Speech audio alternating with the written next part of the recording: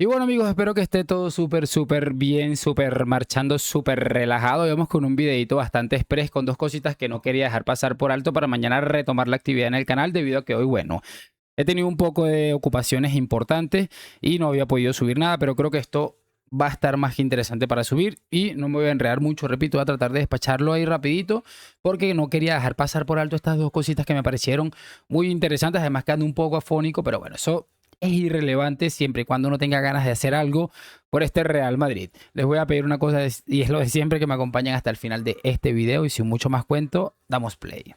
Y muchachos, quería que repasáramos esto de Ciro López, que me pareció muy interesante, de Ciro López con Enrique Riquelme, el que se está lanzando o está intentando llevar ahí a candidatura la posible presidencia con el Real Madrid, ¿no? Entonces, pues básicamente es esto lo que sucede y pues vamos a escucharlo porque es interesantísimo. ¿Qué va a pasar, por ejemplo, con Negreira? Si él va a seguir pidiendo, igual que se está pidiendo hasta ahora, que todo lo que huela a Negreira desaparezca del arbitraje español.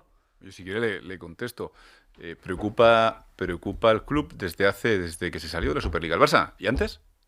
No, pero sí. No, es que pero al socio 21, le preocupaba 22, 23, antes. 24. Enrique, sí. pero al socio, sí, claro, al socio le preocupaba antes. Sí, pero la importancia. Y de hecho, el socio se lo reclamó a Florentino Pérez. Bien reclamado. Bien reclamado, pero claro, por eso digo. Si a mí me parece adecuado, pero es que tendría que haber reclamado antes. Mientras que era socio de la Superliga, aquí había que ayudar al Barça a un Barça fuerte.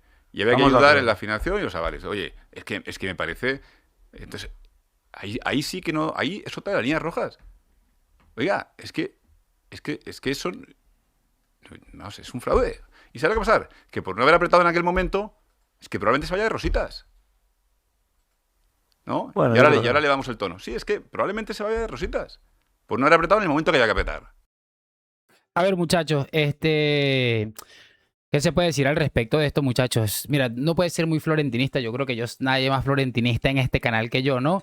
Pero aquí tiene toda la razón y de hecho creo recordar que alguno de ustedes me lo comentó y hasta me criticaron en su momento por decir que Florentino Pérez había cambiado el discurso desde que el Barça había salido de la Superliga. No, creo que ustedes alguna vez me dijeron eso, me lo recordaron y alguno me lo criticó. Yo dije, bueno, es mi opinión, ¿no? O sea, y esto, por muy florentinista que uno sea, es innegable. O sea, es innegable y creo que aquí ha estado acertado. Si este hombre pretende ganar la presidencia, el mejor presidente de nuestra historia, diciendo que el estadio es una mierda o diciendo que hay que meter españoles en no sé qué, creo que tiene todas las de perder, pero creo que aquí ha estado acertadísimo. Y bueno, muchachos, vamos a cerrar escuchando a María Trizac. Yo cada vez que escucho a esta señora dándole cátedra a los culés me parece maravilloso y aquí en este caso ha sido a Carme Barceló. El problema es que mucha gente que no siente España, que nunca le ha interesado la selección española y que incluso ha pitado el himno de mi país, hoy está utilizando a la selección española para dividir a esta sociedad. ¿Quién está dividiendo? Está dividiendo que tú, Karma, que defiendes que pitar el himno de España es libertad de expresión, hoy vienes aquí a dar lecciones diciendo es que el Barça lleva 8. María, ¿qué has dicho? Perdóname.